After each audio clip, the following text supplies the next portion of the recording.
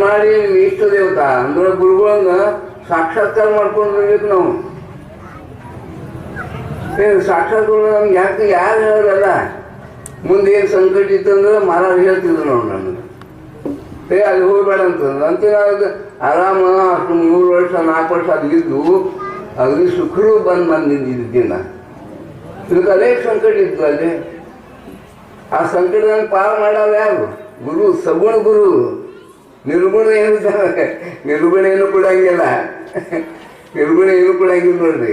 ನಿರ್ಗುಣ ಆನಂದ ನೀನು ದೇಹ ಅದ ಅಂತ ಹೇಳ್ಬಿಟ್ರೆ ನೀನು ಹಸಿವಾಗ್ಯದ ನೆರಳಿಕಾಗ್ಯದ ಅಂದ್ರೆ ನೀನು ಬ್ರಹ್ಮ ಇದ್ದೀವಿ ನಿನ್ಗೆ ಯಾಕೆ ಹಸಿವು ನೀರಿಡ್ಕಂತಾರೆ.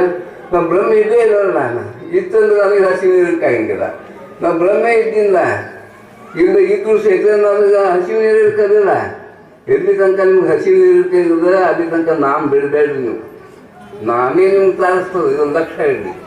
ನಾಮಸ್ಮರಣೆ ಧ್ಯಾನ ಮಾಡಲಿಕ್ಕೆ ಬೇಕು. ನೀವು ಧ್ಯಾನದಿಂದೇ ಮುಂದೆ ಬರ್ತದೆ ಮನುಷ್ಯ. ನೋಡಿ ಭಾಗಸ್ವಾಮಿ ಮಹಾರಾಜರು, ನರಸಿಂಹೇಶ್ವರ ಮಹಾರಾಜರು ಎಲ್ಲ ಗುರುಗಳು ಕಡೆ ತನಕ ಸಾಧನೆ ಮಾಡ್ಯಾರ, ಸಾವಿ ತನಕ.